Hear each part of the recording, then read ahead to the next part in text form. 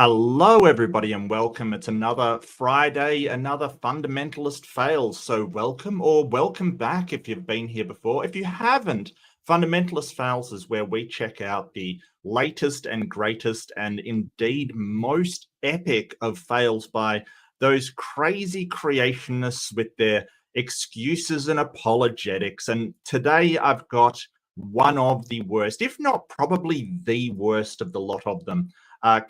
Kent Blovind or Blowhard or Kent Hovind. He's definitely as far as snake oil salesmen go, he's probably the worst out there. He's I don't think he really says anything that is true ever. And I want to point out first off, just sort of if you're unfamiliar with it, it's Bernoulli's law. Now, it basically says that the amount of effort it takes, Brandolini's law. I'll just sort of put it on screen. It's basically the bullcrap asymmetry principle, basically. It basically says the amount of effort required to refute bullcrap is in an order of magnitude bigger than needed to produce it. So this actually took quite a while to go through. Now, I missed. So this is one that I looked on the Genesis website, just sort of just randomly looking for, if you want to see a fundamentalist fail, there's sort of places that I generally will hit just to see the latest thing they've said, because, wow, I mean, Kent Hovind's a fountain of nonsense, and so is his friend Donnie, and so is I've got Donnie and Raw Matt to do soon. They're back at it again. But really, I just the amount of work it takes to debunk some of this stuff is exponentially higher than the amount it takes to just come out with this nonsense that you've got to debunk. And I'm there for it. Don't get me wrong. I'm not complaining. I'm there for it. But it certainly is like this. All of this I had to go through. This is from an episode which was Psalms 49 and then Atheist Deathbed Confessions, right? So that was the name of the episode that he's on. Now, I cut out the start of it. Really, it was him and some random dude. I don't know who he was. It was just some random dude talking about, well, ironically, they were talking about lies in the textbooks, which is kind of hilarious considering the amount of lies that we will go into in this sort of section of it. But it was some dude, I don't recall his name. It was David Williamson. I didn't get much information on him, but basically they were just talking about his conversion, talking about lies and deceptions in this world, the usual, oh, they're deceiving us in the textbooks, and then going on to sort of talk about the rapture and the tribulation and all of that sort of end of the world nonsense kind of thing. So I cut all of that out and just went to the subject matter. I mean, really, it was just like two old women complaining, basically. Oh, the textbooks have lies, and it's like I don't know what to do with that. There's nothing but just complaints. They whinge so hard. But I wanted to get round to the actual atheist conversions kind of thing and see what Hovind had to say on it, because I really wanted to see if he actually had a point or not. So I'll start us off, and to be honest with you, I included a section. It's got to be seen to be believed. It's actually hilarious. He's got someone scanned the QR code up here. He's getting modern, which is kind of funny. Hovind definitely modernizes when it comes to taking money. There's no way. He always monetizes when it comes, like when he's getting money, then he's up there with the latest technology. Oh yes. He doesn't update his arguments, And Kalasia, that's 100% true. Those old slides are the only thing he uses. But when it comes to taking money, oh, he'll update his stuff then. And hello, Austin, good to see you. Hello, everybody. Great to see you. But yeah, I want to go through this, and I can't understate the amount of sort of work it took. But I'll get into that after we watch a bit of Hovind, the Hovind on our website, the book, the video series, What on Earth is About to Happen. You can just type in WO, W-O. So he's got the QR codes coming up. He's doing his sales thing. It's nothing but sales. It's so funny. It really is. What on Earth is About to Happen, the video series of 21 hours. Anyway, you can get all that to get my stand on. I believed it for 40 years. The pre-trib rapture is not true. There's a time of wrath coming where God pours out his wrath on the world. We're not here for that. We're here for the tribulation. That's what the world does to us. It's already happening in countries all over the world. But we're not here when God kicks them over to Sinai Peninsula. Okay. Anyway, so thank you, brother. So kicks them over to Sinai Peninsula. I think he's talking about the sort of Arabic people. That's a peninsula in Egypt, I believe. Yeah. So he's talking about people being kicked out of Israel. So, you know, usual sort of Israel's going to be given to the Jewish people. I'm not sure what he expects to happen to the Muslims in the area, but it's quite obvious. He's kind of a little bit racist and a little bit bigoted. A little bit, I'm sorry, I meant a lot racist and a lot bigoted. I'm sorry, I don't know why I said How did they get a hold of you and get a hold of your books? I'm on Amazon. All my books, just look up David E. Williamson. They're all on Amazon. And then my YouTube channel is Pillar of Fire Ministries. And I have links from videos that I've done, theatrical type videos on the rapture, creationism. And they don't, my videos on creationism don't hold a candle to yours. I've done one, and I quote you several times on that. But yeah. And we have a new member, Leslie Hutchings. That's not Leslie Hutchings. I know who that is. That's not a legend. What? Okay. Well, you're Leslie Hutchings now. Thank you so much, Leslie. Enjoy your emotes and your other benefits. Thank you so much. Really appreciate it. So bless you, Ken. All right. Well, thank you, brother. And write more books, brother. The world needs. Thank you. We need the I'm truth doing being that. taught. All right. Thank you so much, brother. God bless. Thank you. Thank you. Bye-bye. All right, folks. Well, let's begin our Bible study in Psalms chapter 49. The one we did last night had audio problems. Can you hear me okay? I guess I don't need my headphones. The audio problems is sort of he did a stream which had no sound whatsoever. People said it was hilarious. I would have did a fundamentalist fail on it, but you know, I mean, it's kind of I don't know if we could watch a stream when no sound is coming through. No, you said that your membership, like you just had to shut it down. It's all good. Like seriously, anybody, if don't like do a membership if you can't afford it. I'm not there for it. You know, like take care of yourself, take care of your loved ones. You know, it's all good. I know that people do what they can. You know, it's all good. I'm not look. I'm not a streamer that's going to go, oh, well, you shut down your membership. How dare you? No, people have stuff going on in their lives. That's what happens. I have stuff going on in my life. It's understandable. Like we're all doing our best. It's not a problem in the slightest. No problem at all. Seriously. I'm not going to guilt anybody into anything. Like, it's just, no, absolutely not. You know, this is the difference between Kent and me. I'm sort of, I will happily take any support I can get. It's very appreciated. I'm not going to tell you have to do this or definitely do that. You know, it's, yeah.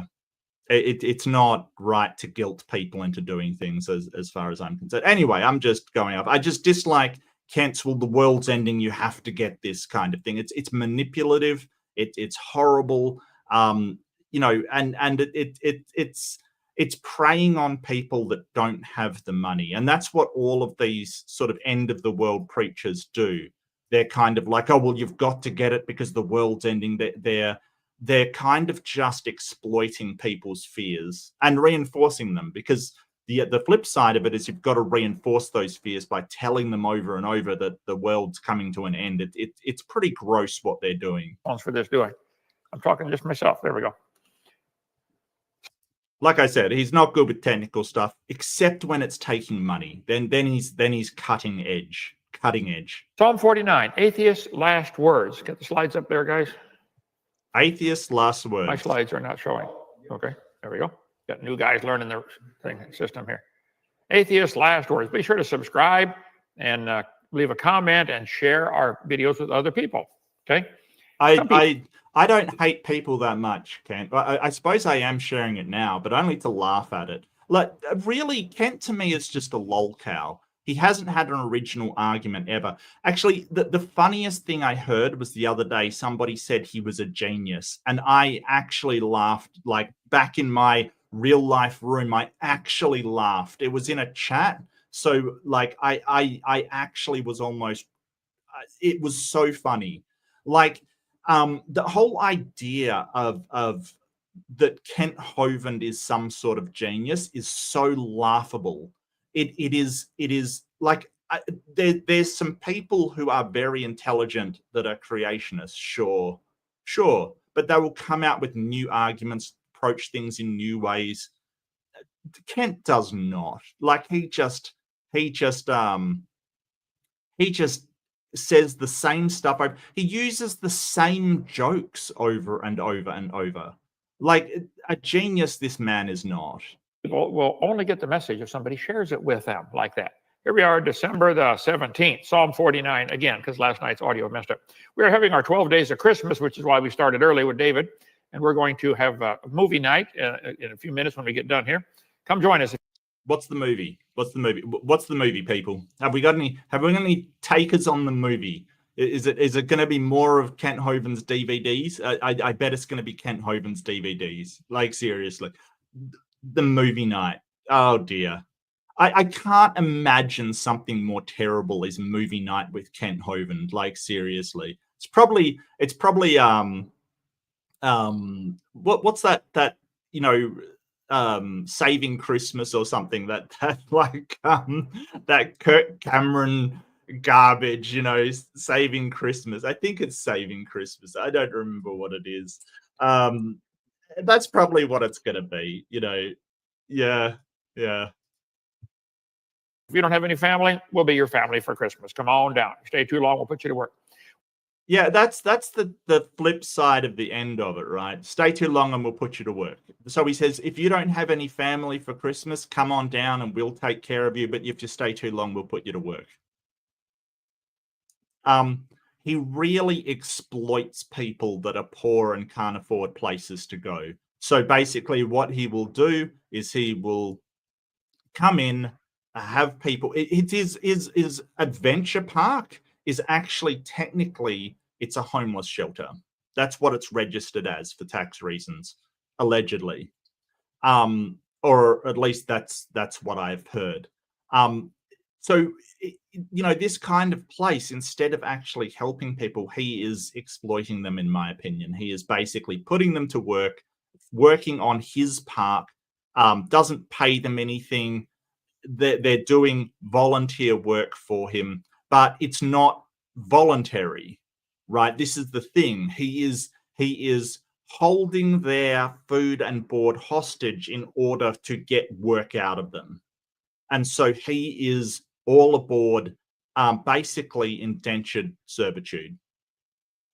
We have an eclectic crew here at Dinosaur Adventureland to keep this place running and improving. We provide housing, utilities, and food for everybody. About half of them are retired or have some other income, and we pay them nothing.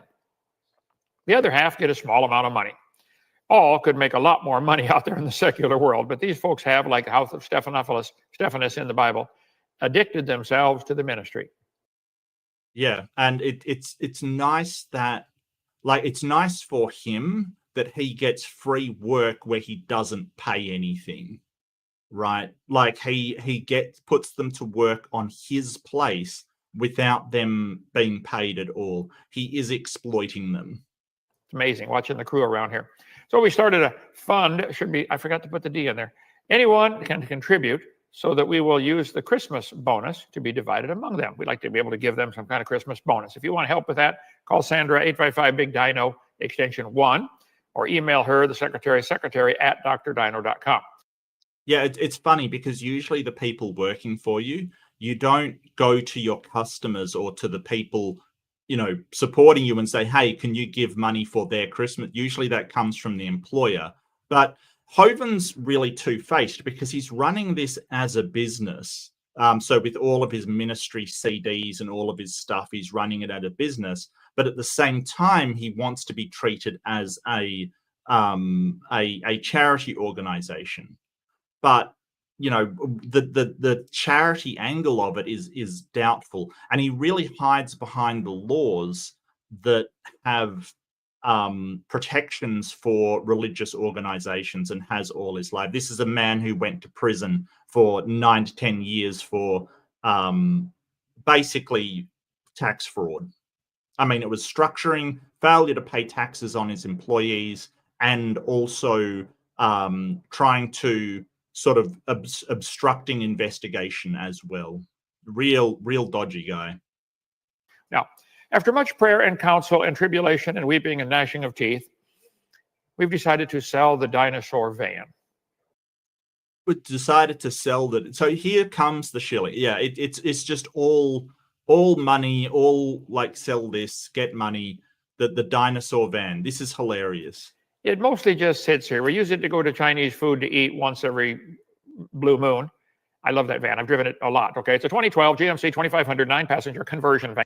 Yeah, so if you're selling a van, sitting there going, I've driven it a lot, is probably not a good idea. That means it's got, like, how many miles on the clock has it got is really what I would be asking, right? And new motor, new transmission, just 30,000 miles ago. Excellent shape, leather upholstery, all the electric, gizmos and gadgets in there. TV, dual air. No, never been an accident. The singing group that was here a few months ago, their Yukon broke down. Transmission went out. So they took it to Mobile to a transmission shop because it was under warranty. They said, how are we going to get back to California? I said, well, guys, you can borrow my van. We hardly ever use it here. It just sits and gathers dust. So they drove the van to California, and that's where it is. There's a guy there ready to drive it back. All I got to do is make a phone call, drive it back. But if somebody in California wants to buy our van, buy it right there, save a trip. Hang on. Oh, there. Okay, I have to edit that out. So it's in California now. Edit that out, which you did not do. Has leather seats and the lumbar power vibrator and all that kind of stuff. It came that way. Okay, somebody bought it. I'm sorry, your van has a vibrator, Ken. I'm not sure if you know what that is. Your van has a. Okay. 4 years and years ago. GMC 2012 GMC custom vans like this typically sell for between $14,900 and $34,900, depending on the trim model. Let's see, here's a GMC cargo van. That's just a plain old cargo van for $20,000, okay? Let's see. Prices for a used van like this typically go from $14,900 to $34,900 with an average selling price of $22,600. The vehicle's mileage and condition can vary, some being previously used for personal or commercial. It's just been used as a church van around here. No, it hasn't just been used around here. You said you drive it a lot and it's been driven to California, but then you go on to say it's just a church van that's only been used around here. That's a lie. That's a lie. And it used to be in Florida, where your other dinosaur Adventureland is. That's absolutely a lie. I don't know why he lies after, and contradicts himself. Like this go for 14 to 34. We're asking 19.5, and we will pay you $50 a month for the next 12 months if you leave the wrap on it. You can get the wrap off with a heat gun. Some guys from Washington came down and said, oh, we love your ministry. Can we wrap your van? I said, yeah, just a sticker on there. Just get a heat gun, take it off if you don't like it. If you leave it on. And Left-Handed Jedi for $2. Thank you so much, LHJ. Welcome to Crazy Ken's Used Vehicles, where you can get a Dinosaur Adventureland van for $19,500. Look, I will say, Left-Handed Jedi, I will say, if you even think about buying this van, you need to get it checked out by a mechanic and make sure that it's in good working condition. Because seriously, I would never trust anything that Kent Hovind is selling. Quite frankly, like maybe Donnie can sell it for him, like Standing for Truth. Apparently he's got some experience, as I understand it, selling cars. So maybe he can do a Donnie's Deals can sell it. I'm sorry, Donnie. I had to go there. Look, he's selling a used van. I had to go there, mate. There's no way I couldn't. There's no way I couldn't. You need something brain dead? Hey, Doc. Yeah, Ken. Yeah, no. Look. Honestly, mate. Half an hour of Kent Hovind and you are brain dead. Your brain switches off out of pure survival instinct, quite frankly. But thank you so much, Left-Handed Jedi. I really appreciate it, mate. There, we'll pay you for advertising for it. Right now, it sits. How much traffic do we get on Pearl Lane? Almost zero. Okay, so I'd like it to be somebody driving it around in the city. People are going to stop you and say, "Hey, where's Dinosaur Adventureland?" Oh, you got to go. You can get a bunch of our flyers and pass them out. Each one's actually a gospel track. I don't have any here handy, but we'll give you those if you want to buy the van. Now, Michael Jackson's. Oh, yeah. Buy my van and advertise my park to people as well. Michael Jackson's car's on sale. What's that got to do with anything? Car sold for, let's see, $100,000 is listed on eBay. The Moonwalker, whatever that is. The Mercedes-Benz, one of his longest owned cars, 1985 Mercedes-Benz, sold at auction for $100,000. Maybe someday the Dino van will be worth millions since I drove it, and I'm the most hated man on the internet. So Michael Jackson was a talented star with dubious connections and some dubious stuff, but we don't like. You're just an ass. I don't know why anybody would want your van, and I don't think he's the most hated person on the internet. I know that he gets sort of wants to think of himself as special, but he's just another peddler, another grifter trying to profit off of people's fears and worries. I don't know why anyone would want to own this thing. What do you think, JJ? Somebody going to want that. Anyway, so call me, 855 Big Dino extension 3, and I'll talk to you about the van. I can tell you where it's at and all that. Go see it. Oh, I could so do a prank call. So I have prank called people calling me in the past. I usually don't do them outbound, but yeah, you're probably right. Jake Paul is pretty bad. I mean, he is also a scammer and stuff that, far beyond Kent's capabilities. Yeah. I have pranked people before calling me. I usually, that sounds like it's worth a prank, right? Call him up. Yes, I'm interested in your van. Is it in good working order? What is the models on your van? Oh, you are so lucky. Oh, Phantom, I want your knowledge. I want to take that section of my brain that knows about that man and flush it, quite frankly. We'd like somebody to drive it around. Oh, do not give him ideas. Do not give him ideas. Please, no. Advertise for us. Is that Mark's Bane? No, it's not. It's just my old man, but sure, why not? You adopted dinos. I was born with dinos. I was raised by them. You fight with the strength of a younger man? All right, I don't know if that's any good. Please, someone stop me from doing Bane impressions, please. It's terrible. And get paid. We might go more than 12 months if it works out good, if people start coming. Okay, I want to go to slide number 21. Then maybe the Dino van will be worth millions because it was used by the most hated man on the internet. There's no way you even qualify as the most hated, Ken. Like, seriously. I mean, I won't say people like you. They definitely don't. But I don't think so.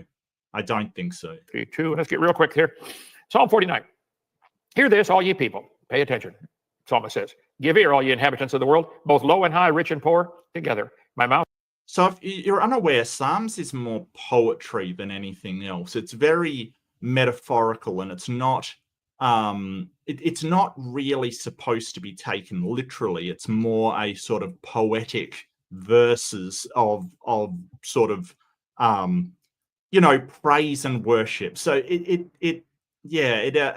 don't know. It's weird that he's going to Psalms. Shall speak of wisdom, and the meditation of my heart shall be of understanding. He said, I got something important to tell you.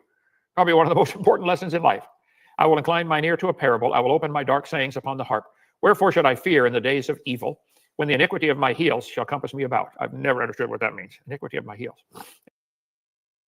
I hate him snuffling and stuff. It's terrible. It's absolutely terrible. Oh, Marty, you missed buying a van. You could be the proud owner of a Dinosaur Adventureland van, which has been to California, and he has driven it so much, but it hasn't been driven that much. Trust me. Trust me. I'm a pastor. Anyway, they that trust in their wealth and boast themselves in the multitude of their riches. A lot of people do that. They trust their.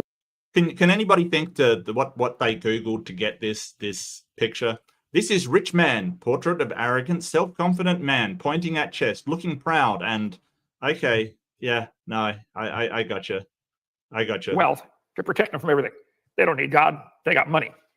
Yeah, which is hilarious. He just got through, buy my DVDs, buy my van, buy my charts and the stuff that I'm selling, give money so we can give our employees, i.e. our unpaid slaves here at our cult, in my opinion, a bonus for Christmas. Oh, but look at all these people obsessed with money. For the last 5 minutes, he's done nothing but talk about money. And then he says, oh, look at these arrogant people. They're rich people kind of thing. Look at that smug look on his face. I got money. Yeah, got money. Don't need God. No. None of them can by any means redeem his brother, nor give to God a ransom for him. For the redemption of their soul is precious, and it ceaseth forever, that he should still live forever and not see corruption. Meaning of Psalm 49. It's a wisdom psalm that warns against the dangers of trusting in wealth and material possessions. The psalmist emphasizes the fleeting nature of earthly riches and the importance of seeking and understanding. The transient nature of wealth. It comes, it goes. Well, I mean, it's transient, Hovind. Then you should not worry about it. You shouldn't try to get money out of people. It's transient, mate. You shouldn't go for it all the time. You shouldn't sell your DVDs. How many of you have ever had times in your life where you had a lot of money and then you've had times where you're broke? You've been there before? Up, down, yeah. They cannot redeem one's soul to provide true security. The folly of trusting in riches. He argues those who trust in their wealth and boast of their riches are foolish. The importance of wisdom and understanding instead of trusting wealth, better trust wisdom and understanding. Well, it looks like he's got these. Yeah, so it does look like he's reading from the what Google brings up automatically in ChatGPT. I'll see if I can replicate it.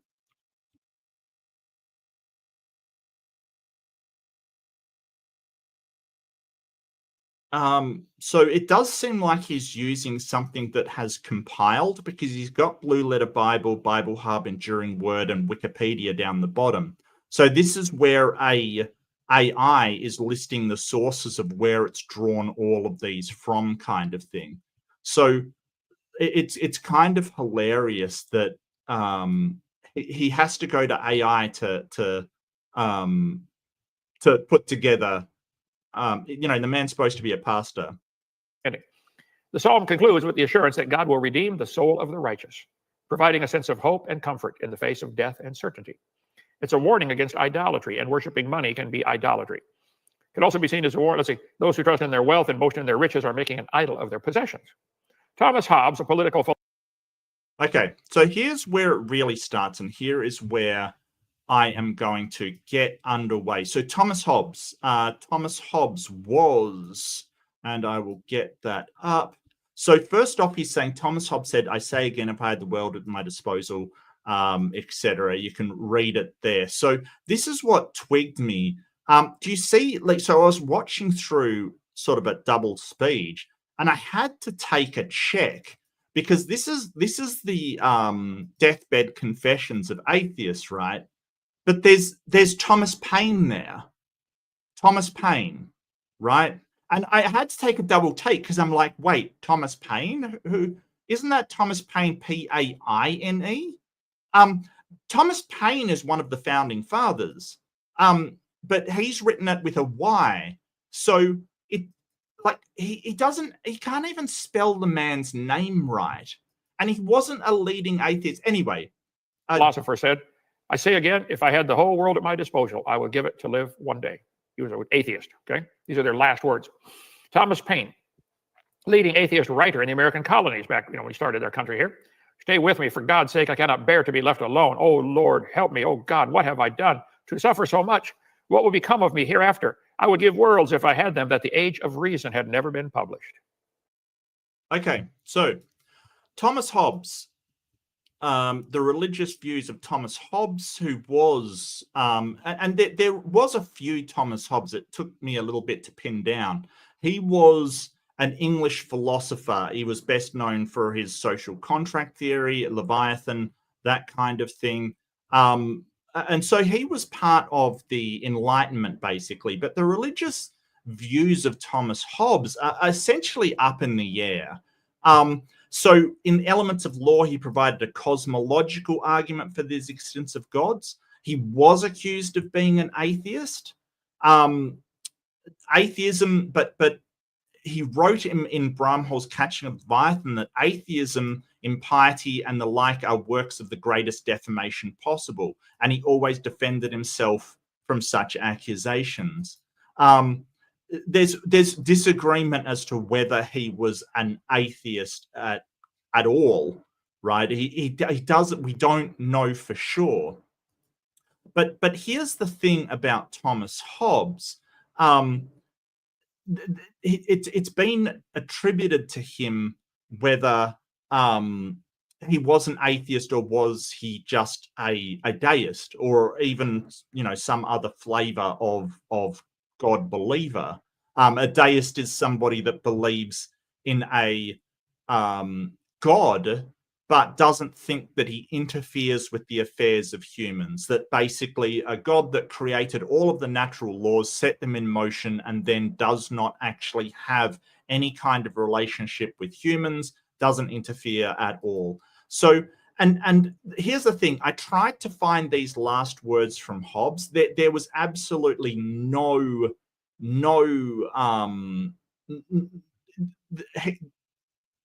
his last words were a great leap in the dark, right? So his last words were actually something like, here is my greatest journey, a great leap in the dark. And it was interred in St. John Baptist. So his last words were not, if I had the whole world at my disposal, I'd give it to live again one day. It wasn't. So A, he probably wasn't an atheist. And B, those were not his last words. Okay, definitely not. No. So Kent is lying about this man. Absolutely lying. So that's the first one. Now, Thomas Paine, and what is hilarious is that Kent can't even spell pain. And this is what twigged me to, when I decided to do something on this, basically. So Thomas Paine was one of the founding fathers, which it's hilarious that, some random Australian knows more about American history than Kent Hovind, but I don't think he's a very patriotic or sort of, he believes in America very much. I think that he is a sovereign citizen who is very un-American. Now, Thomas Paine once said, I believe in one God and no more, and I hope for a happiness beyond this life. I believe in the equality of humans. I believe in the religious duties consist in doing justice, loving mercy, endeavoring to make our fellow creatures happy. That's from Thomas Paine.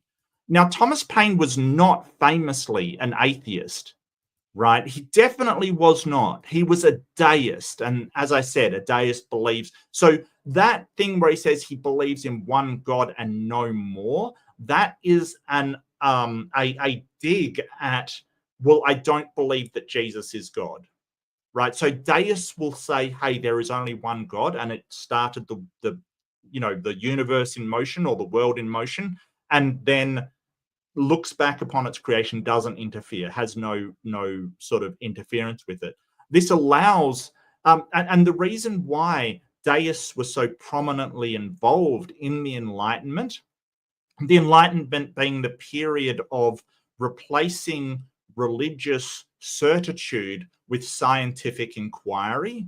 The reason why they were so prevalent is that because they don't think that God does miracles. So deists can just do science saying, hey, God did the natural laws, but they are set and they don't change, and we can investigate them with, worldly means, if you will. So that's why deists were involved in sort of the Enlightenment so much. But Thomas Paine is not an atheist. He was definitely a deist. I mean, he was a founding father. And now, what were the last words of Thomas Paine? They were not, I would give words if I had them, that the age of reason had never been punished. Oh, Lord, help me. Christ, help me. Devil is argument. I've not had been that one. That was not his last words.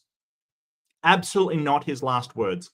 The false story that Thomas Paine recanted in his disbelief in a religion was first presented by Mary Hinsdale, née Roscoe, a servant in the family of Mr. Willett Hicks, who, when interviewed by Gilbert Bale, author of The Life of Paine, in 1841, reported she had no opportunity to ever have spoken with Paine. Dr.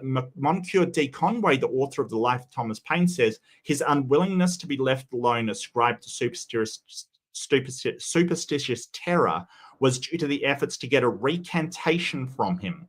So determined that he dare not be without witnesses, he had foreseen this. While living with Jarvis 2 years before, he desired him to bear witness that he maintained his theistic convictions to the last. When he knew that his illness was mortal, he solemnly reaffirmed these opinions in the presence of Madame Bonneville, Dr. Romaine, Mr. Haskin, Captain Pelton, and Thomas Nixon. Life of Paine. Witnessed by Amasa Woodsworth and reported by Dr. Philip Graves, Dr. Manley asked Paine, "Do you wish to believe that Jesus Christ is the Son of God?" After a pause of some minutes, Paine replied, "I have no wish to believe on that subject." Thomas Nixon and Captain Daniel Pelton, who attended Paine during his last sickness, wrote, signed, and sent the following statement to William Cobbett. All of you have heard of his recanting is false. Hovind is lying. Paine's executors, Walter Morton and Thomas Addis Emmett, both attended Paine and both testified that no change took place in his opinions. Mr. Morton, who was present when he expired, says, in his religious opinions, he continued to the last as steadfast and tenacious as any sectarian to the definition of his own creed. There are 20 deathbed witnesses confirming he did not recant. So A, not an atheist, and B, didn't have a deathbed confession. Hovind is lying. He will just lie. He is a liar. That's what he does. He lies about everything. I'll go back to Hovind. That's his deathbed speech. Age of Reason.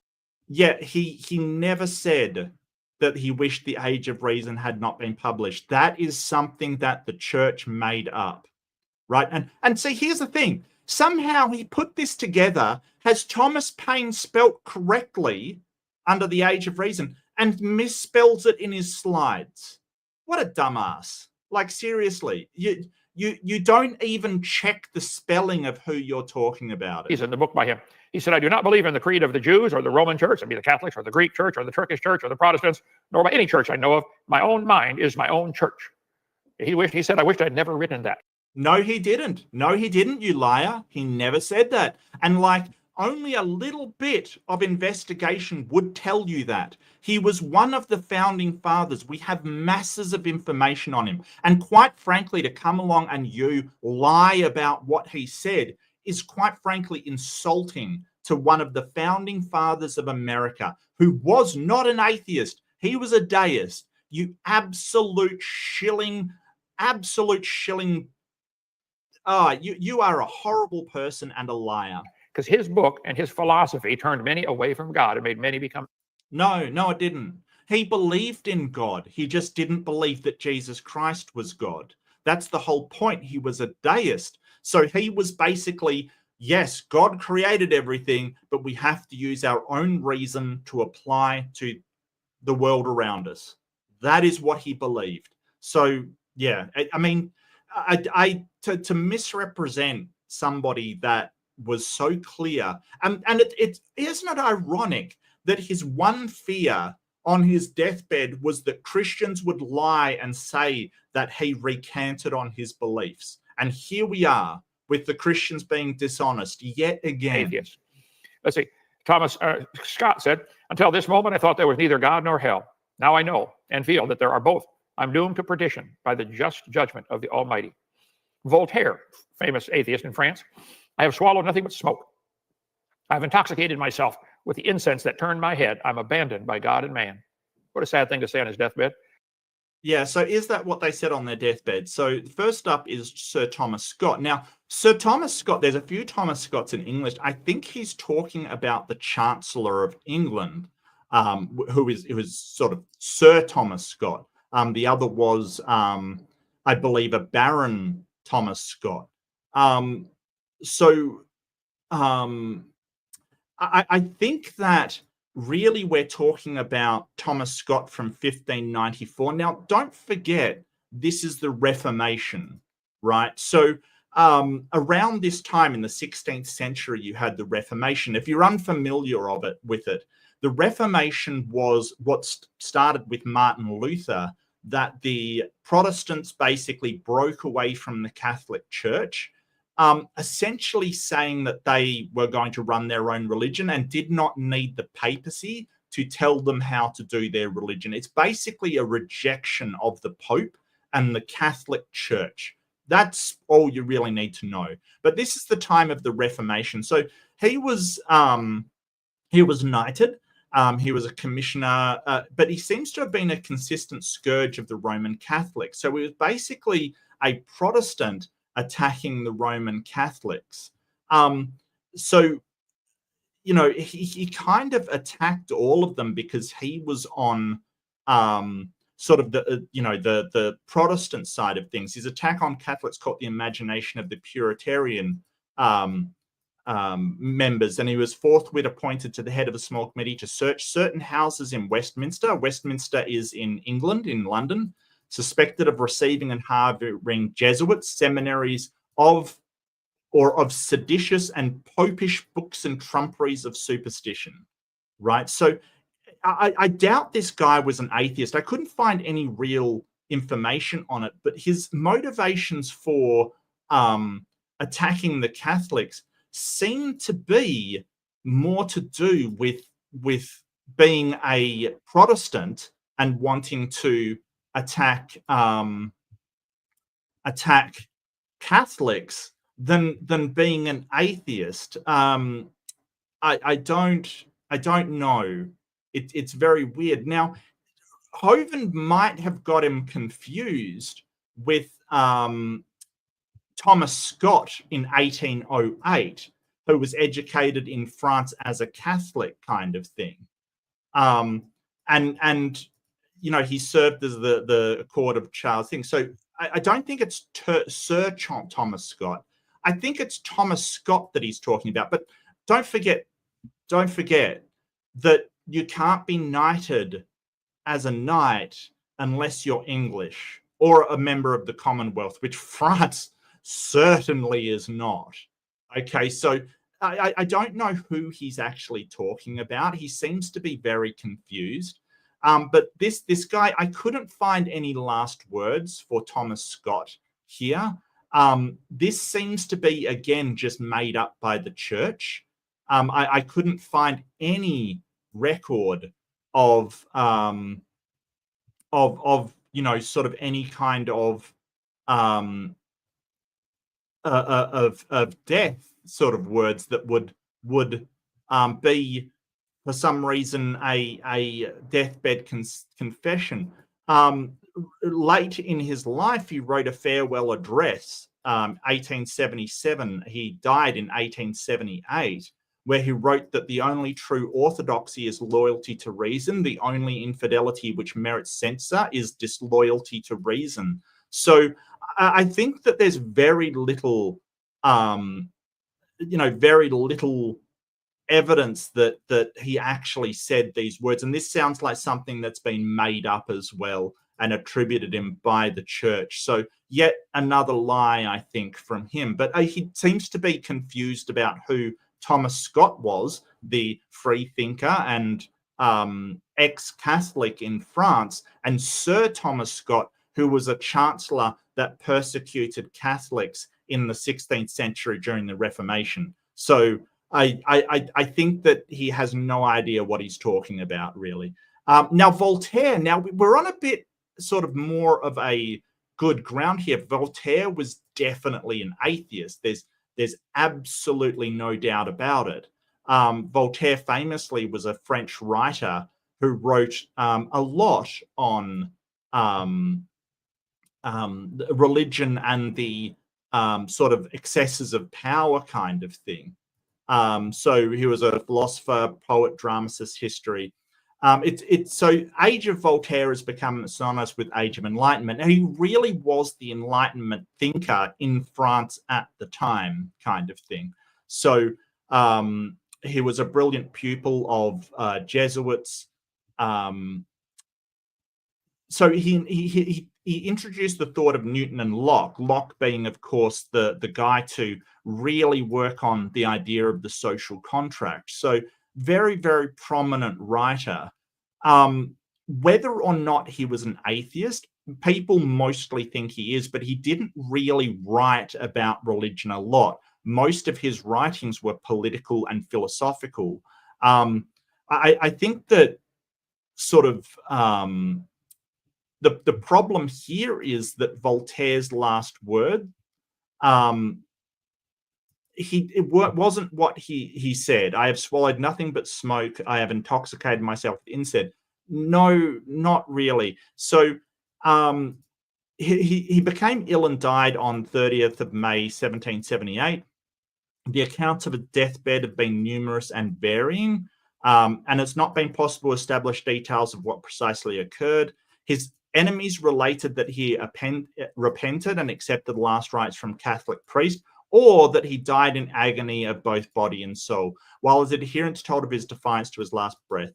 According to one story, his last words when the priest urged him to renounce Satan, he replied, "This is no time to make new enemies." And that I like, and it seems to be the kind of humor that his writings had in it. But because of his well-known criticism of the church, he kind of, we don't know what he said. And the main story from his friends and family seems to be this quote of, when asked by a priest to repent and sort of reject the devil, he sort of said, "This is no time to be making new enemies." That seems to be the most likely and sort of the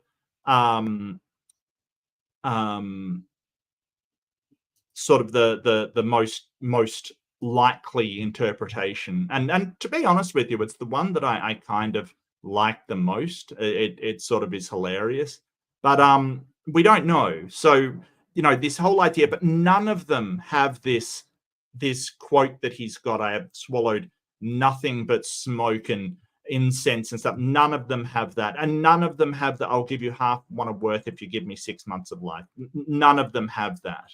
So again, Kent's just lying. He said, told his doctor, "I'll give you half what I'm worth if you give me 6 months to live." Doctor said, "I'm sorry, can't do that." One of the nurses that attended him said, "For all the money in Europe, I wouldn't want to see another unbeliever die." All night long, he cried for forgiveness. David Hume, famous atheist. Yeah, so David Hume is definitely on more stable ground. Hume was definitely an atheist. That I'm in flames. There's a video if you want to watch it. Famous. Yeah, a video if you want to watch it. Yeah, no, I don't. I want to know where you got these ideas from, because quite frankly, everything you're saying is actually wrong. So we go to sort of an article published by an associate professor in the Department of Political Science in the University of Massachusetts, author of the book of Infidel and Professor David Hume. So basically, from what we know, Hume died as he lived. He died absolutely unrepentant and a non-believer. The famous depiction of Hume's dying days, and at least our times, comes from James Boswell, who managed to contrive a visit with him over Sunday, 7th of July, 1776. As of his account, their conversation makes plain the purpose of Boswell's visit was less to pay respects to a dying man or even gratify a sense of morbid curiosity than try to fortify his own religious convictions by confirming that even Hume could not remain a sincere non-believer to the end. In this, he failed utterly. Being too late for church, Boswell made his way to Hume's house, where he was surprised to find him placid and even cheerful, talking of different matters with a tranquility of mind and a clearness of head of which few men possess at any time. Ever tactful, yeah. Boswell immediately brought up the subject of afterlife, asking if there might not be a future state. Hume replied that it was possible that a piece of coal put upon the fire would not burn, and he added that it was most unreasonable fancy that we should exist forever. Boswell persisted, asking if he was not made uneasy by the thought of annihilation, to which Hume responded that he was no more perturbed by the idea of ceasing to exist than by the idea that he had not existed before he had been born. And that is one of the sort of things of why atheists aren't really afraid of death that much. It's because Hume originally was the man who outlined it. Why would I be afraid of not existing? I've not existed before. What was more, Hume said flatly that the morality of every religion was bad, and that when he heard a man was religious, he concluded he was a rascal, though he had known some instances of very good men being religious. So he was very, very brash. So his close friend composed a eulogy and sort of published a biography of him. Adam Smith. Smith's letter contained none of the open impiety that pervades Boswell's interview, but it does chronicle or even flaunt the equanimity of Hume's last days, depicting the philosopher telling jokes, playing cards, and conversing cheerfully with his friends. It also emphasizes the excellence of Hume's character. Indeed, Smith concluded the letter by declaring this unbelieving friend approached as nearly to the idea of perfectly wise and virtuous man as perhaps the nature of human frailty will accept. So in the 18th century, so don't forget, this is a time where everybody is religious, and it's sort of, to say that atheists are sort of vilified is an understatement. His letter caused an uproar, and it gave a very great offense and shocked every sober Christian that an avowed skeptic such as Hume was a model of wisdom and virtue. This whole thing is basically Hume died an atheist, did not recant, and that he was still a good man when he passed away. And sort of the whole idea that Christians come along, rewrite history and say, oh, this great atheist philosopher repented on his deathbed. I can't imagine a more offensive and noxious and toxic action for people to do. It's kind of rewriting history to be in alignment. But one thing I've noticed about people like Kent Hovind, there is no lie great enough if you're doing it in the service of God. If you're doing it to promote your religion, to convert people, lying doesn't matter anymore. You can get forgiveness for that. That doesn't matter. So Kent will lie. He will lie again and again and again because his religion needs him to, and he feels called to do so. Atheist's last words before dying, Taylor Alicia. Okay. You need not tell me there's no God, Sir Francis Newport, atheist, said, for I know there is one, and that I am in his presence. You need not tell me there is no hell. I feel myself already slipping. Okay, so Francis Newport. Yeah, this took a while. I gotta admit, like I probably went way too much of this. So this was another person involved in the Protestant Reformation. This is from the Houses of Parliament in the British government. So it's sort of it sort of outlines who he was. So Richard Newport gave birth to his son, Francis Newport. He was described as a worthy and valiant man. He must have been wealthy. The Privy Council entrusted him with several different commissions, such as the apprehension of 3 servants of Walter Levison. In 1600, he was described as a man of good discretion and well affected in religion. Right? He was charged to arrest seminary priests supposed to be hiding in the district. So he wasn't an atheist. He was a Protestant. Right? This is the Reformation. He was well affected in religion. So he was a Protestant. He was a very, very devout Christian. So, you know, it's this whole idea of anybody that has this idea of persecuting Christians is an atheist. Well, no, this guy's a Christian persecuting Christians. That's the whole point. But it doesn't ring as well to say, hey, this is what he said, you know, this is the atheist running and, you know, sort of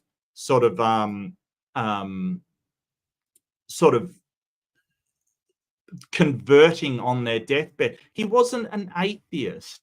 He wasn't an atheist. So the Protestant Reformation basically had Protestants versus Catholics. And the Catholics in England did get the brunt of it. They were basically found out and sort of, you know, exposed, killed.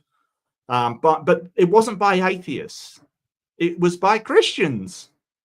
It seems to, all of these seems to be coming from this book, and this one in particular seems to come from this book. It's called Dying Testimonies of the Saved and Unsaved by Solomon Benjamin Shaw. Now, I couldn't find a lot of information on this. This seems to be just a book where he's put together these testimonies, but it seems to, it was written in 1898. Seems to be very... So Solomon Bernard Shaw was all I could find on him, he was a publisher for various Christian outlets, that he really did just publish Christian books. So he's definitely not credible as far as these deathbed confessions are. And a lot of them appear just to be made up. There isn't a lot of information on him, though. You know, this seems to be just Christian propaganda, essentially. Caesar Borgia wrote, "While I lived, I provided for everything but death. Now I must die." Yeah, so Caesar Borgia, the Borgia family was kind of famous for, in Italy, they were pretty horrible, basically. But again, Caesar Borgia was not an atheist. Here's the thing. Caesar Borgia was an Italian cardinal and condottiero, or a mercenary leader. So he was a cardinal and apparently an illegitimate son of Pope Alexander VI. But so he was the inspiration for The Prince by Machiavelli. Basically, he had been a cardinal under the Catholic Church. He had resigned from being a cardinal to go into the military, right? So to help the alliance with France. Now, all of this is around this, or sort of near the same period, the 1475 to 1507. And he seems to be one that he sort of attacked a lot of Protestants. So this is the reverse way around. Instead of Protestants attacking Catholics, he's a Catholic that was attacking Protestants. So, you know, this whole idea that this man was an atheist is ridiculous. He definitely wasn't.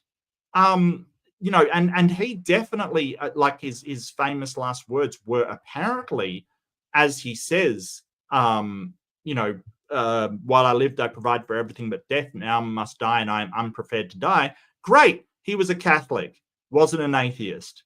So again, Hovind is lying. He is absolutely lying.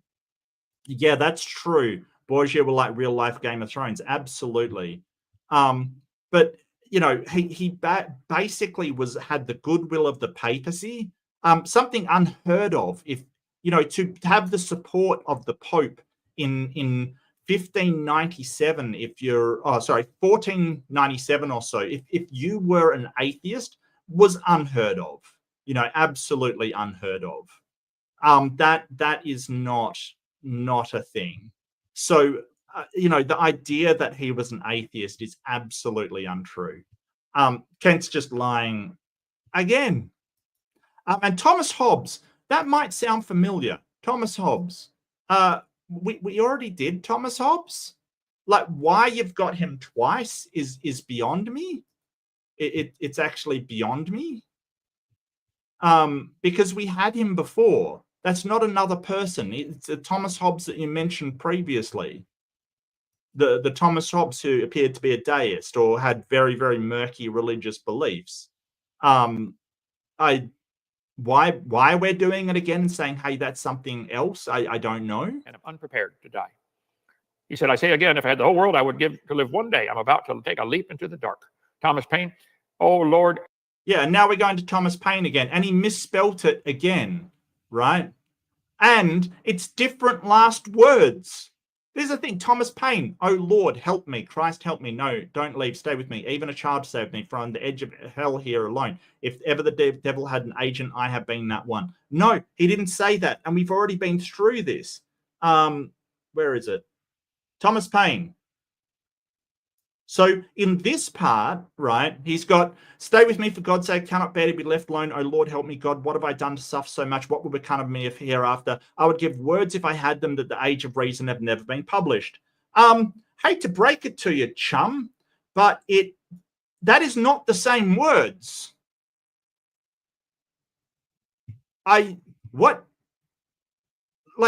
That is, you can't even get your lies straight in one presentation, Kent.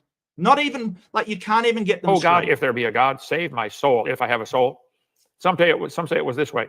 Oh God, if there be a God, save my soul if I have a soul from hell. If there be.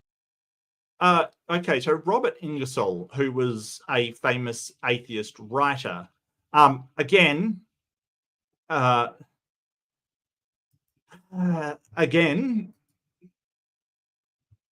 Thomas Ingersoll, the Center for Inquiry, has the deathbed conversion of Robert G. Ingersoll.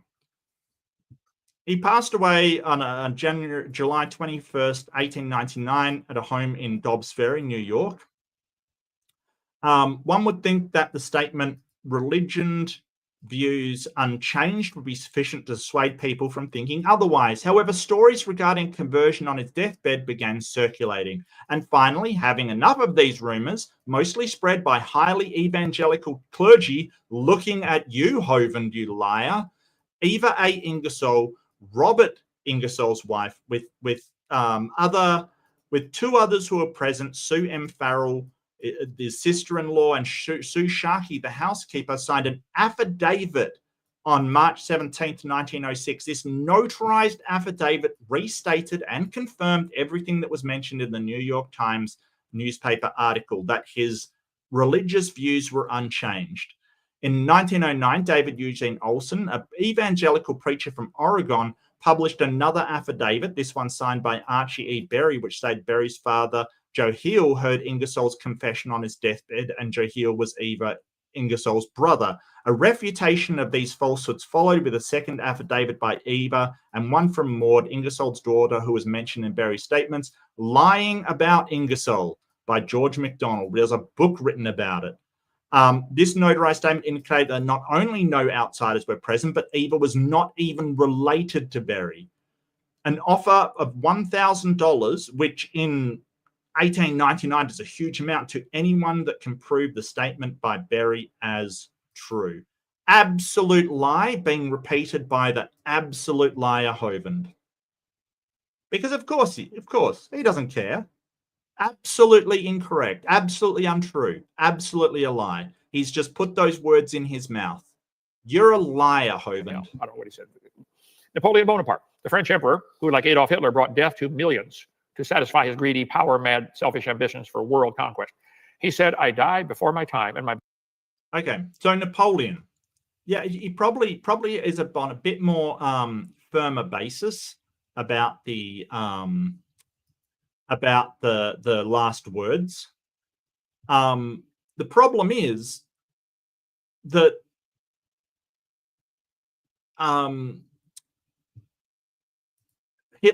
Napoleon wasn't an atheist. Napoleon was not irreligious in the ordinary sense of the word. Now, this is Clemens Lozel Wurzel, Memoirs of Prince Metternich.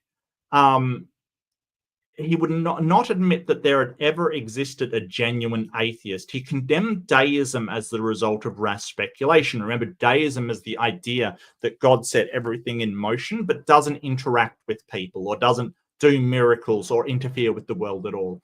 A Christian and a Catholic, he recognized in religion alone the right to govern human societies. He looked on Christianity as the basis of all real civilization and considered Catholicism as the form of worship most favorable to the maintenance of order and true tranquility of the moral world. Protestantism as a source of trouble and disagreement. Personally indifferent to religious practices, he respected them too much to permit the slightest ridicule of those who follow him.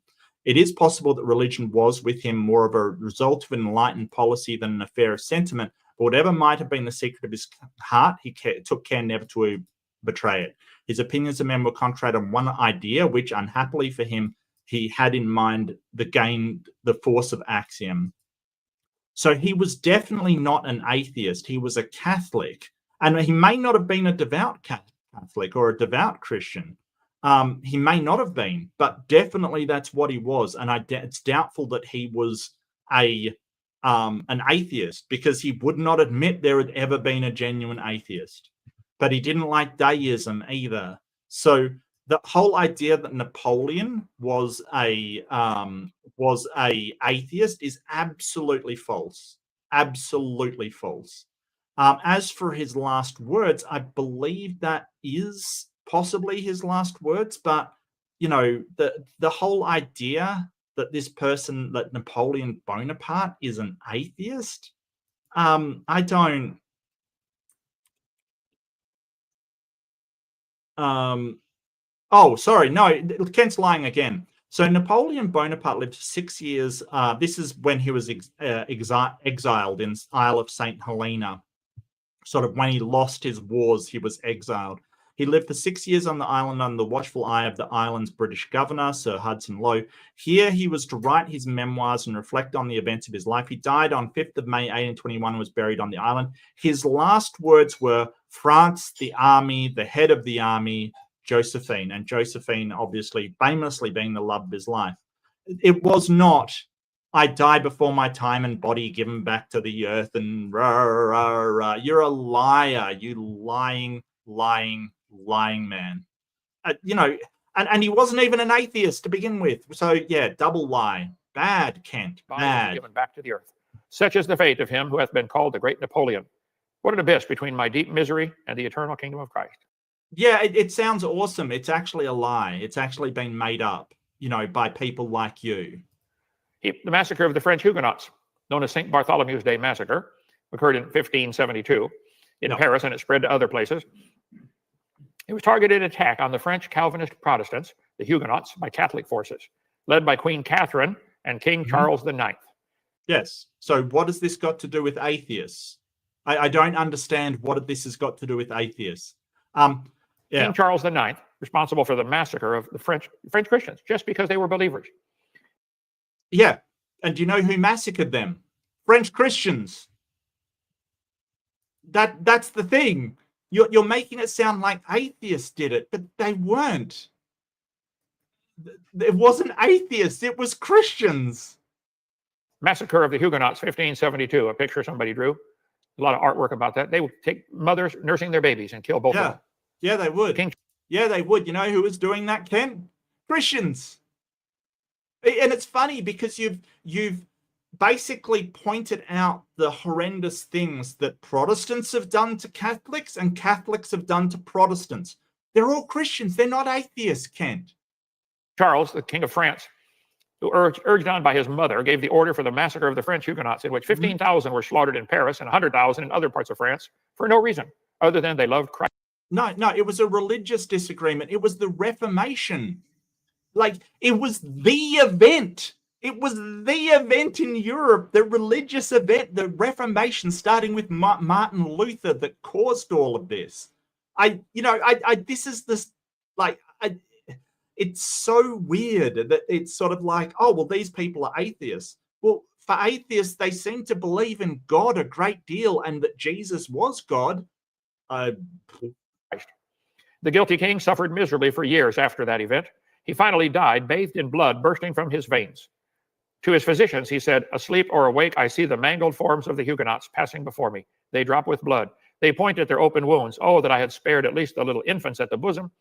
What blood? I know not where I am. How will this end? What shall I do? I am lost forever. I know it. I have done wrong." Yeah, so the whole idea that Charles the Ninth was an atheist is ridiculous. So he basically was put in there by the Roman Catholics, and his mother was a fervent Roman Catholic, and he absolutely was a very religious man. This is Protestant versus Catholic. This is the Reformation of Europe in the 16th century. I think that by the time he came to the end of his life, he really regretted a lot of the stuff that he did.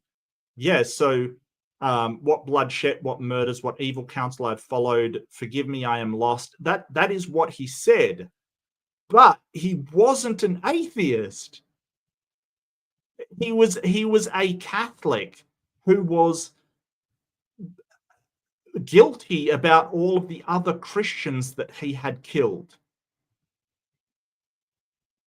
Right? It wasn't like I don't know what to tell you. I don't know why this man is suddenly an atheist. I don't like, and this whole idea of, oh, atheists were killing Protestants. No, Catholics were killing Protestants. It's Christians killing Christians. That's the thing. I think the people that persecute Christians the most is Christians. You know, that seems to be the people doing the persecution. David Strauss. David Strauss represented the German rationalism, which is not rational. After spending a lifetime erasing belief in God from other people, he said, "My philosophy leaves me utterly forlorn. I feel like one caught in the merciless jaws of an automatic machine." Okay, so David Strauss, I didn't know who this was. I had to look it up. He's apparently, so the idea that he's a German rationalist, not quite true. I don't know if you know this, but Ken has this habit of lying a lot. It's really, really annoying, isn't it? David Frederick Strauss, he influenced Christian Europe with his portrayal of the historical Jesus, whose divine nature he explored in myth, right? But what he wasn't was an atheist, right? So most of the positions, he actually pushed back against rationalism. I'll try to find it, but he actually pushed back against rationalism. That is one position. I'll try to find a page where I had it. My apologies, just 1 second. David Strauss. So there were two positions. There was the sort of religious position, the sort of the divine position, and the rationalist position. And he sort of opposed both of them. Supernaturalist, yeah. This perspective was in opposition. So according to Strauss, the early church developed these stories in order to present Jesus as the Messiah of the Jewish prophecies. This perspective was in opposition to the prevailing views of Strauss's time. Rationalism, which explained the miracles as misinterpretations of non-supernatural events, and the supernaturalist view that biblical accounts were entirely accurate. Strauss's third way, in which miracles are explained as myths developed by early Christians to support their evolving conception of Jesus, heralded a new epoch in textual and historical treatment on the rise of Christianity. He was a Christian. And here's a couple of quotes from him. I'll just zoom this in. The supernatural birth of Christ, his miracles, his resurrection and ascension remain eternal truths, whatever doubts may be cast upon their reality as historical fact. if there be a mind that, not perceiving in the narratives we have compared the finger marks of tradition, hence the legendary character of these evangelical anecdotes still leans to the historical interpretation, whether natural or supernatural, that mind must be alike ignorant of true character of both legend and history of the natural and supernatural. So basically he's saying, hey, even if it didn't happen, there still is a God. Right, even if it is mythology, the actual backbone of it is there's still a God. He was a German liberal Protestant theologian.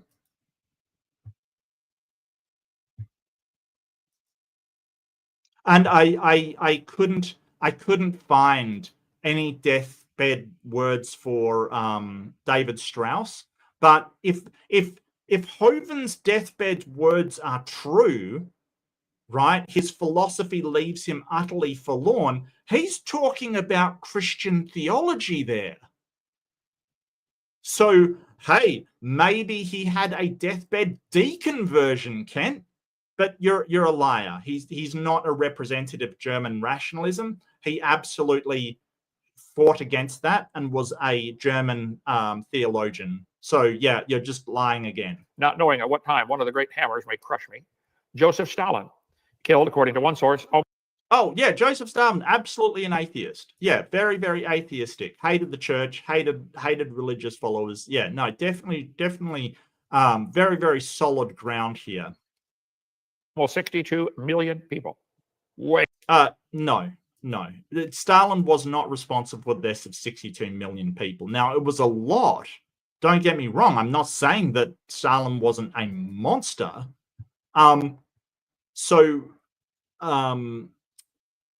Basically, before the dissolution of the Soviet Union, the historians think that number killed were about 20 million or higher, so around there. Some are lower, some are higher, but around there is where, we sort of think that it is. And by killed, the whole point was that, yeah, he had a lot of people executed. Sure, absolutely. Horrendous. Absolutely horrendous person. Absolutely unacceptable. But mostly it was due to neglect and incompetence. Basically, people starved in Soviet Russia. So yeah.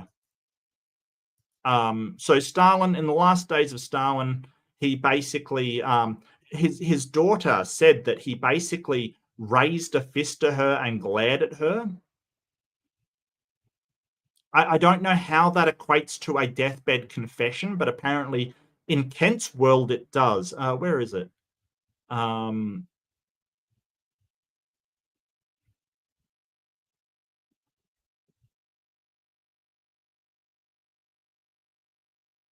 Yeah, so he angrily murmured about wolves.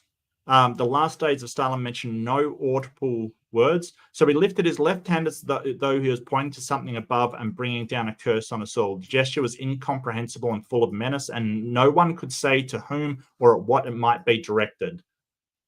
That's it. That's apparently his deathbed confession. That's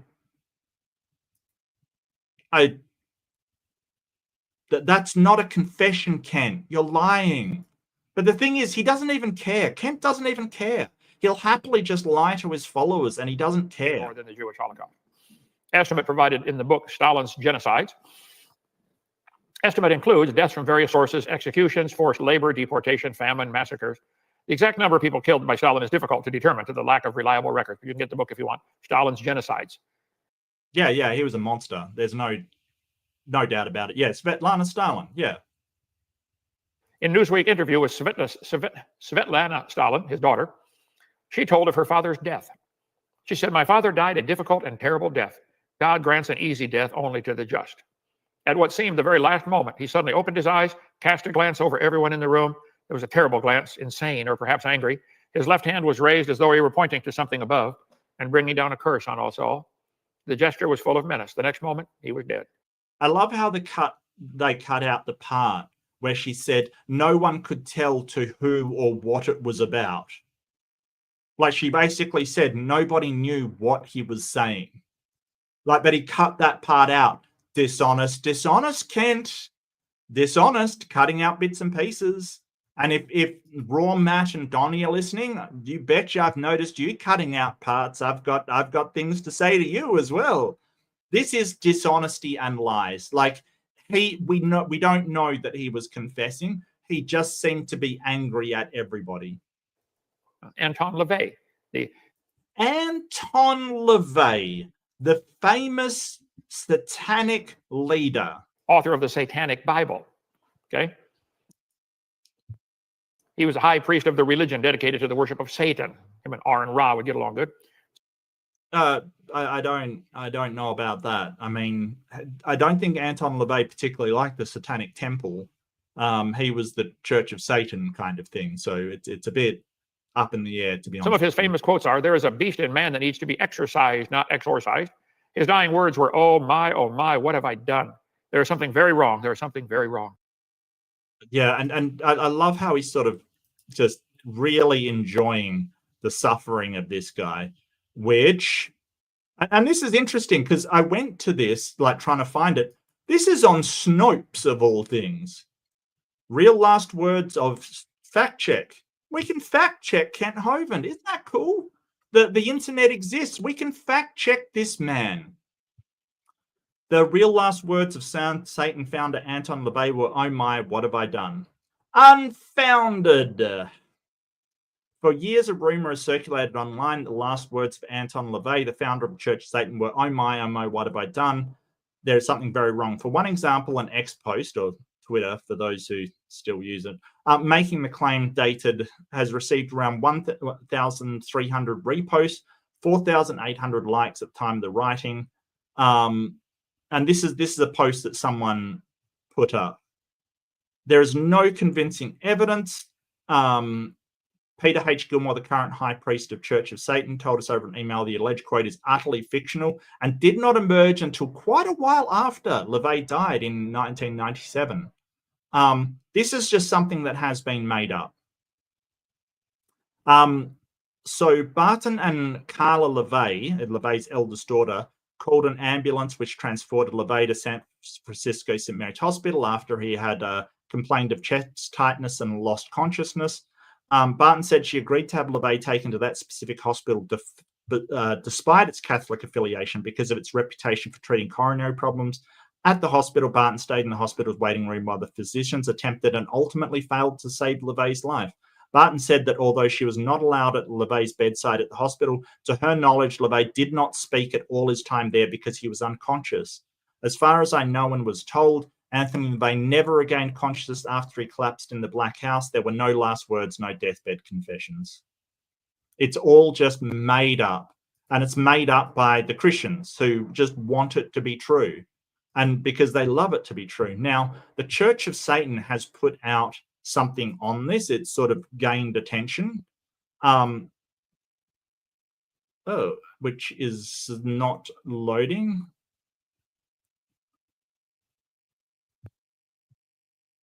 Share this tab. So it basically, they put down he had a pulmonary edema without any way denying his philosophy as a Satanist. He was given a satanic funeral, satanic rituals. This is the story. I won't go through it again, but basically he collapsed. Nobody was there with him. He had lost consciousness. He never woke up. It was absolutely debunked. Like he absolutely did not have a deathbed conversion. This has been made up by liars like Kent Hovind, who will, there is no lie too great to tell to make their religion seem good. There is no lie too disgusting that they will not tell in defense of their religion. It is absolutely pathetic. Gandhi, when he died, said, for the first time in 50 years, I find myself in the slough of despond. All about me is darkness. I'm praying for light. Okay, so Gandhi, the whole idea that Gandhi is an atheist is ridiculous. He was raised a Hindu, because he was Hindu. Everybody knows Gandhi was a Hindu. I don't know why he, Kent thinks he can lie. So, this is easily checked. this is the thing. This is easily checked. This is a paper on PMC, Gandhi on Religion, Faith, and Conversion. Like I said, I do my homework, Ken. I actually go and check on this. You're not going to get away lying like this. People like me will always track you down and show that you are a liar. This is quotes from Gandhi. Although religion can be debated, the hallmark of a genuine debate is objectivity and mutual respect, and religion, as faith in general, finds us unable to encourage this in its debaters. So he was a bit down on religion, but he says, I prefer to retain the label of my forefathers so long it does not cramp my growth and does not debar me from assimilating all that is good anywhere else. So Gandhi was born a Hindu. So basically he's saying he retains that label of being a Hindu, but he doesn't want it to shape him from taking on good ideas from other religions, which I think is a good thing, right? His interpretation of Hinduism while he was own, keeping firm roots in ancient Hinduism, he welcomed contact with other religions, especially the Christian doctrines. In this, he had no doubt that he would not do any injustice to Hinduism or depart from its essential teachings, for his belief remained that Hinduism could assimilate and synthesize whenever new elements came up against. And that's the quote from him there. Talking next of the atheist of reason and practical application, he said, there are some who, in the egotism of their reason, declare they have nothing to do with religion. But it is like a man saying that he breathes, but he has no nose. Even a man who disowns religion cannot and does not live without religion. Okay, so he actually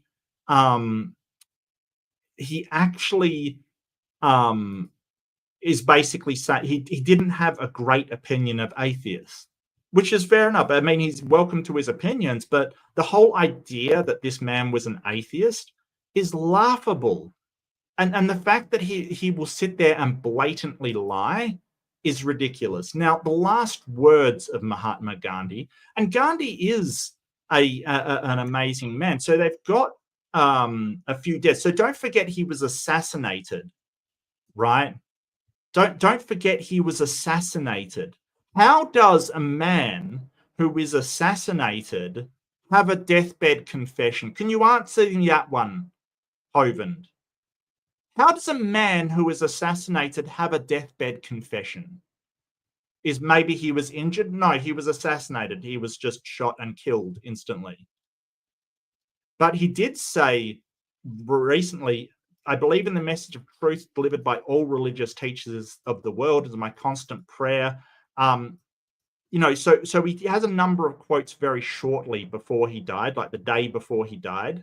And he kind of knew that he would be assassinated, mostly because people had been trying.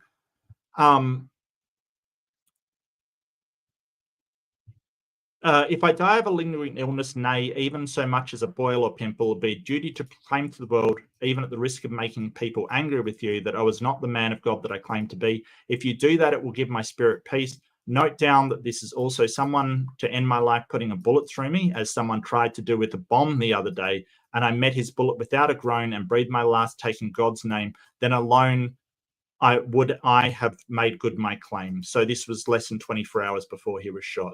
So there were no sort of deathbed confession of Gandhi. He was already Hindu, with very open to religion. Kent's lying again. And I'm going to call you out every time, son. You're not getting away. This is bull.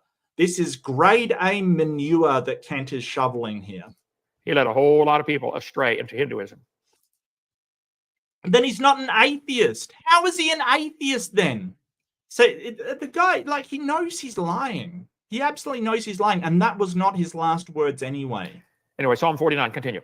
He that seeth a wise man die, likewise the fool. For he seeth that the wise men die just like the fool, and the brutish person perish, and leave their wealth to others. Their inward thought is that their houses shall continue forever, and their dwelling places to all generations.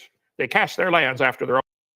Yeah, and I think the rest is just him preaching, so I might give it a skip. But like, there was one part that I had to laugh. 205. Okay. An acorn knows how to make an oak tree. All the scientists in the world cannot make an acorn, let alone an oak tree. Come on, guys, make an acorn. Let's see. That'll work. You stick it in the ground and it grows into a tree. Each one of those acorns knows how to make an entire tree. But it can only work if the dirt will let it come in. All the scientists in the world can't make an acorn. They're dumber than a nut. They're dumber than a nut. You are a nut. You absolutely are a nut. And this is when he goes on his anti-evolution thing, because he has to do this.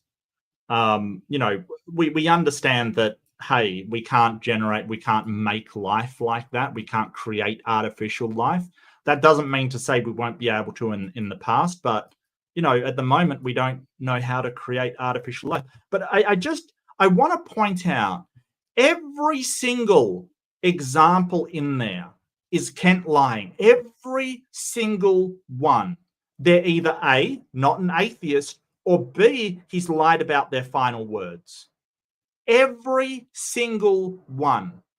I mean, this is fundamentalist fails. If I, you know, it is insane. I could not attempt to fail as hard as Kent in any circumstance. If I went out to fail completely, I couldn't hold a candle to Kent. He fails so badly and lies about all of these people. I mean, David Hume, Thomas Paine, and he can't even spell the Paine right. And what gets me is all of these people have passed away. Some of them going, hey, I worry that religious nutbags like Kent Hovind are going to come in and put words in my mouth and say that I converted on my deathbed. So I'm going to do things to avoid it, kind of thing. And even then, shamelessly, liars like Kent Hovind still promote that they converted on their deathbed, even though they have signed affidavits, they have multiple witnesses, that they absolutely did not convert. But here's the problem. It doesn't matter to them. Truth does not matter to people like this man. He will not tell you the truth because it's unimportant to him.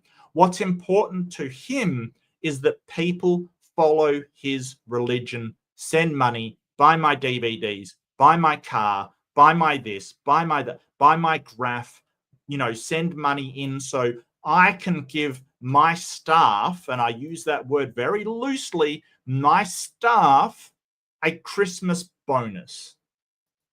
Pay for me to be generous to my staff. I hate to break it to you, that isn't you being generous, Hovind. That is you basically getting people to pay to make you look good. It's ridiculous.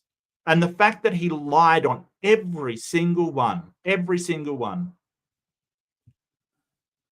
Yeah, but that's about it for Hovind. I really, this annoyed me a lot. Well, I mean, not a lot, but it definitely annoyed me. Just the whole idea that you have some of the like David Hume is probably one of the greatest atheist thinkers that ever lived. Like really the greatest atheist thinkers that ever lived. And think about this. The controversy of his death was that he wasn't upset or angry or regretful or sad upon his death. He passed it with friends, probably in the best way that he could, right? Celebrating the end of his life with friends and family. I mean, it's wonderful.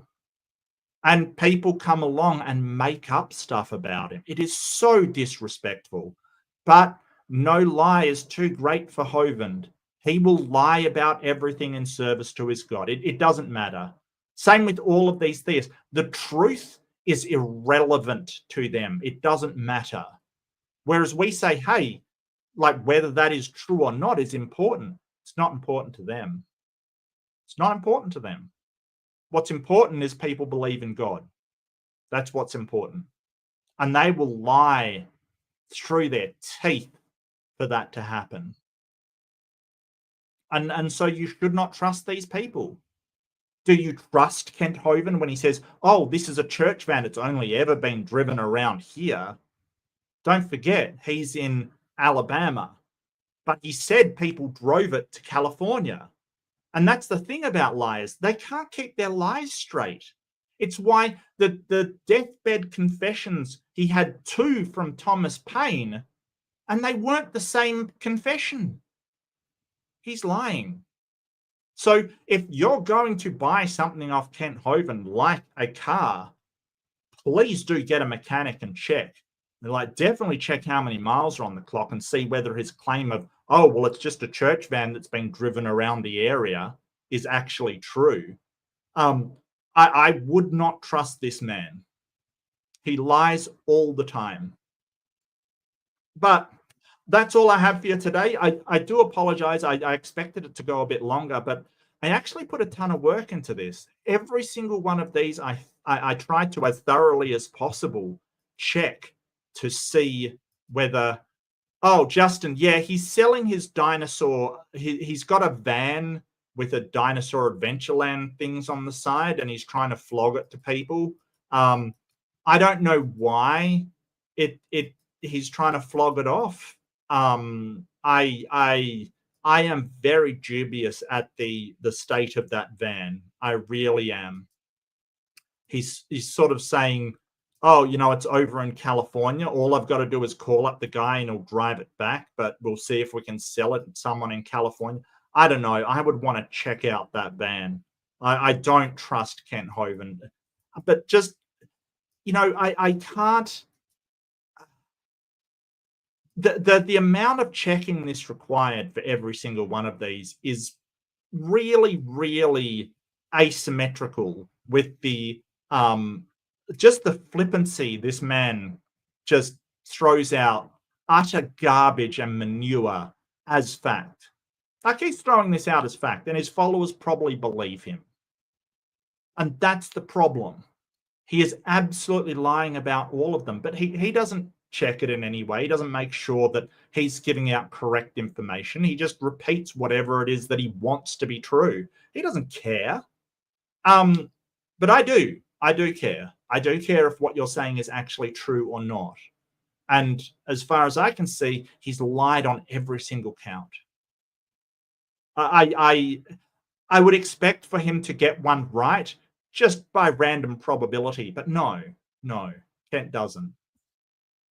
So yeah, it's a used van. Apparently, he sort of said, oh, it's a church van. It's only been driven around the area. But this was after he said it's been driven to California. So those two things cannot both be true. I think Kent's lying again, because that's all he does. But thank you so much, everybody. I wanna thank you for joining me. My apologies, this is a bit of a shorter one. Coming up, we do have a proofread on my Tuesday or Monday night for the US audience, or the normal time zone audience. I don't know what to say about that, but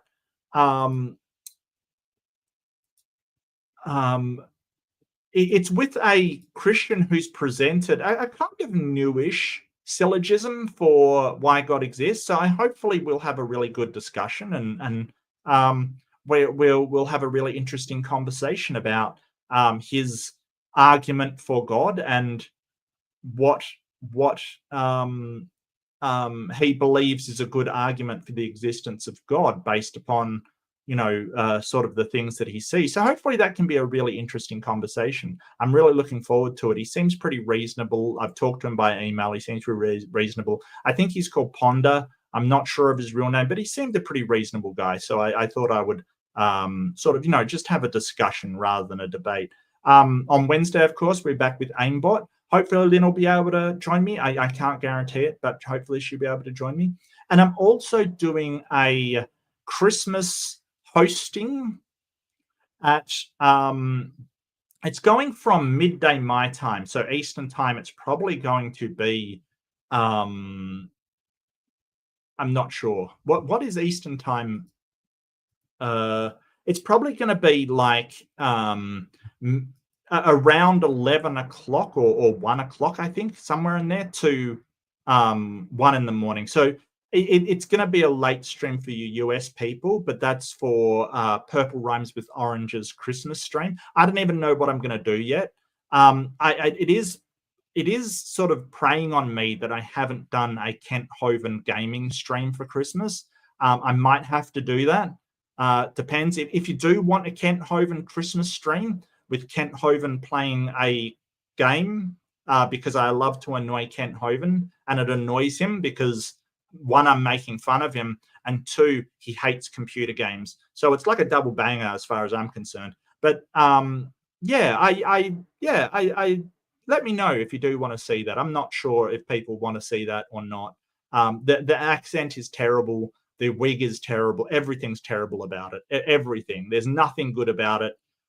People seem to like it last year. Not sure if I should do it or not. Let me know on that one. But for the moment, be kind to yourself. Be kind to each other. It was really good to see you all. And I will catch you in the next one. Bye-bye.